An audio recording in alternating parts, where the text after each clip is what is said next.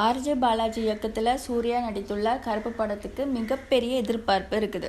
Surya கெரியரில் it கொடுக்க முடியாமல் திணறிட்டு இருக்கிற நிலையில் இந்த படம் கை கொடுக்கும் அப்படின்னு ரசிகர்கள் எல்லாம் பெரிதும் எதிர்பார்த்துட்டு காத்திருக்காங்க. இந்த நிலையில் ஆர்ஜே பாலாஜி ஒரு பேட்டியில் என்ன சொல்லியிருக்காரு அப்படின்னா, இந்த கதை முதல்ல விஜய்க்கு தான் சொன்னதாக சொல்லியிருக்காரு. 2023 இந்த கதையை எழுத தொடங்கினதாகவும் ஐடியா பெரிது என்பதால் இதுக்கு ஒரு பெரிய ஸ்டார் இந்த கதைக்கு தேவைப்படுறாங்க அப்படின்னும், விஜய் சாருக்கு இந்த கதையை நான் சொன்னபோது உடனே ஷூட்டிங்கை தொடங்க முடியுமா அப்படின்னு கேட்டதாகவும், என் ஸ்டைலில் ஒரு படம் வேணும் அப்படின்னு சொன்னதாகவும் சொல்லியிருக்காரு.